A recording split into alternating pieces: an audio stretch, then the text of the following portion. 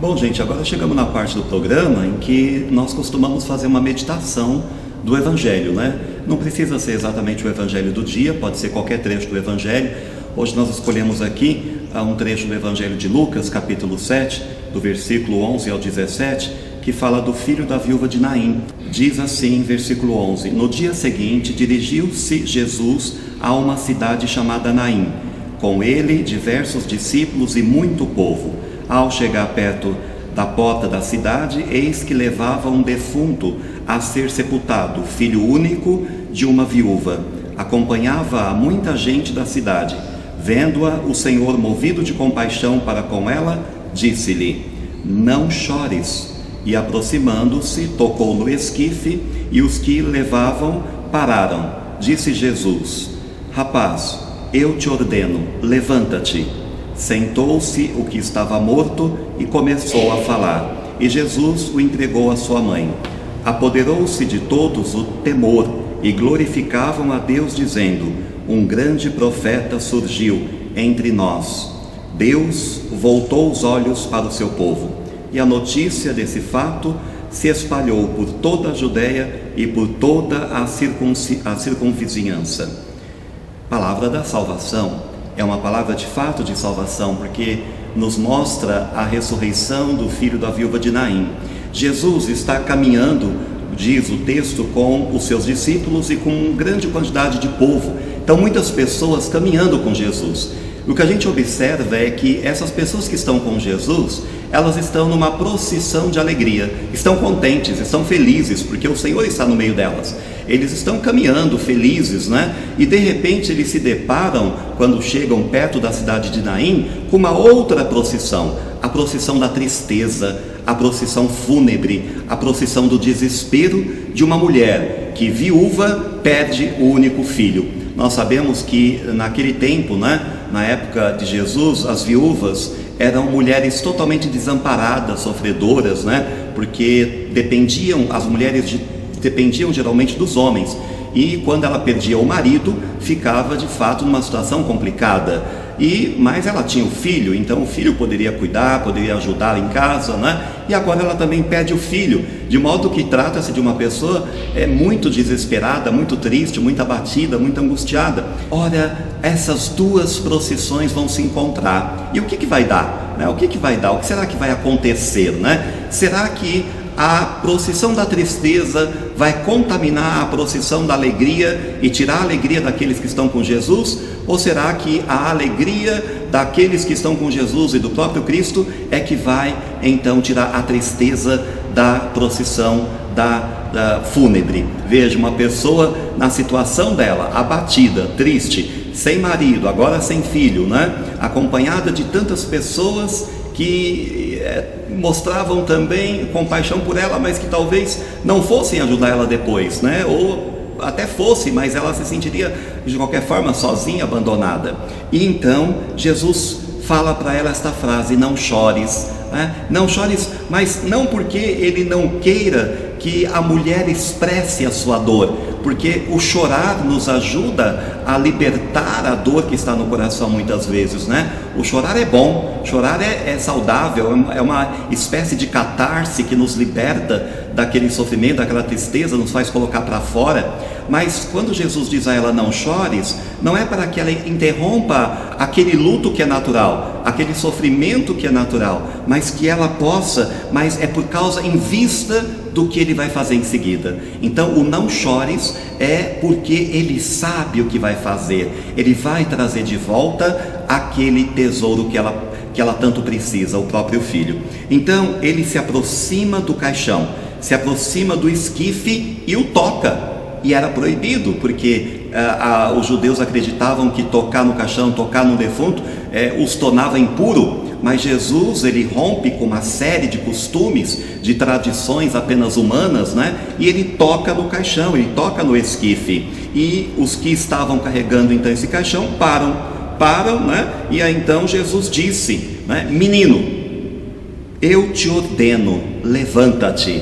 né? Veja bem, Jesus ele não faz uma oração, ele não pede ao Pai, ele não pede ao Espírito Santo, ele não reza pedindo força, ele fala em nome próprio, porque ele tem o poder, porque ele é o Verbo encarnado, ele está no Pai, o Pai está nele, o Espírito Santo está no Pai e no Filho. Então a Trindade está ali em Cristo Jesus, porque é como a gente sempre diz, né, sobre a Trindade. Nós podemos comparar a Trindade com o fogo. O fogo, ele tem a essência do ser fogo, ele tem o calor e tem a luz, né? E são três coisas inseparáveis. O fogo, que na sua essência é inseparável do calor, porque não existe um fogo gelado, né? Ninguém nunca colocou a mão no fogo e diz assim, nossa, que fogo gelado, né? Sempre é um fogo quente, né? Queima. E também ninguém nunca viu um fogo sem luz, né? Todo fogo tem luz, de modo que ninguém vai dizer assim, vamos escurecer o ambiente acendendo fogo, não, né? Então, da mesma forma como a luz, o calor está ligado à essência do ser fogo, também o Pai está ligado ao Filho e ao Espírito Santo, de modo que onde o Pai está, o Filho também está. Por isso Jesus, ele fala em nome próprio, menino, eu te ordeno, levanta-te, né? Eu te ordeno, levanta-te. Que bom saber que aquele que caminha conosco, aquele que caminha ali com aquele povo naquele momento, é de fato a encarnação do Todo-Poderoso, do Verbo encarnado, Cristo Deus feito homem. E então, né, pela ordem santa, pela ordem divina de Jesus, o menino se levanta e senta e começa a falar. Olha que detalhe, né? Começa a falar. Aí está o motivo pelo qual Jesus disse para ela não chorar. Ele sabia que podia devolver a vida ao menino e devolver o menino à sua mãe. Aquele rapaz, então, é devolvido à vida, não é? Uma vida, é claro, não é essa ressurreição, como a gente costuma dizer, né? E ouve na faculdade de teologia, é uma revivificação do mesmo corpo. Ainda não é a ressurreição para a vida eterna, porque ele viveu ainda com a sua mãe, teve lá a sua vida, que o Evangelho não conta, não detalha, mas ele teve que depois morrer de novo para ressuscitar para a vida eterna, após a redenção de Cristo operada na cruz. Hoje, então, você é chamado a aprender essa lição do Evangelho. Quando nós estamos na nossa procissão da alegria e encontramos no decorrer da vida, no nosso dia a dia, uma pessoa que está triste, abatida, sofrida, o que é que nós devemos fazer? Deixar que a tristeza dela nos entristeça ou deixar que a nossa alegria alegre a vida daquela pessoa? Nós temos que aprender hoje com Jesus nesse encontro, que a procissão da alegria transformou a procissão da tristeza em procissão de alegria também, ao ressuscitar aquele menino. E você talvez pense assim, mas eu não sou Deus, eu não sou o Cristo, eu não sou o Verbo encarnado, mas você tem pelo seu batismo a força do Espírito Santo, tem a alegria do ser cristão. Você pode sim transmitir àquela pessoa que está abatida na vida, que está muitas vezes se arrastando com suas pelejas, com suas lutas, com suas batalhas. Você tem uma palavra de vida, uma palavra de esperança que faça erguer aquela pessoa, e é nesse momento que nós também precisamos encontrar alguém que esteja mais forte do que nós, que esteja na procissão da alegria, para trazer alegria na nossa vida, que estenda a mão, que cuide, que diz assim para nós, para você, para mim, para cada um de nós: eu quero cuidar de você, eu quero o teu bem, eu quero te ajudar, o que eu posso fazer hoje para melhorar a tua vida, né? E isso é muito importante, porque nós vivemos em sociedade, o ser humano, ele é necessitado do outro o tempo inteiro, desde quando ele nasce, né? Desde quando ele nasce até quando ele morre, ele necessita do outro. O Evangelho termina dizendo: um grande profeta surgiu entre nós, o povo dizia e glorificava a Deus. Deus voltou os olhos para o seu povo, e a notícia do fato se espalhou por toda a Judéia e por toda a vizinhança. Veja que beleza, né? Esta boa notícia, esta alegria, este fato deve ser espalhado, né? A alegria deve ser espalhada, o milagre do Cristo deve ser anunciado, a boa nova deve ser repartida com aqueles que ainda não conhecem. Então hoje, que fica essa mensagem para nós.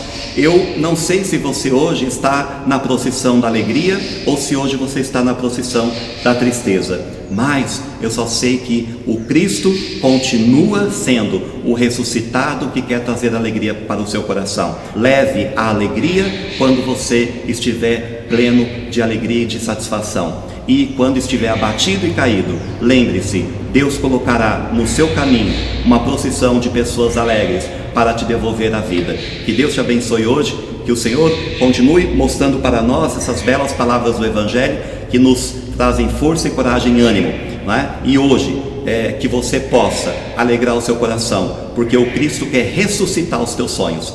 E onde nós encontramos essa procissão da alegria? Olha, eu vou te dizer, nós podemos encontrar no mundo, caminhando com as pessoas, mas nenhum outro lugar melhor do que a igreja. A igreja onde você vai ouvir a palavra de Deus e onde você vai ter aquele encontro com o Cristo verdadeiro, na Santíssima Eucaristia, em corpo e sangue, alma e divindade. É o Cristo vivo, né? Aqui no Santuário do Rosário, o Cristo fica exposto o dia inteiro. O dia inteiro Ele está aqui, em corpo e sangue, alma e divindade, esperando que você venha trazer a Ele as suas alegrias, as suas tristezas, se colocar aos pés dEle e pedir que Ele ressuscite em você a esperança, a alegria de viver, os sonhos e a vontade de realizar esses sonhos. Deus te abençoe, te guarde e te proteja e te traga sempre mais a graça de que você mais necessita.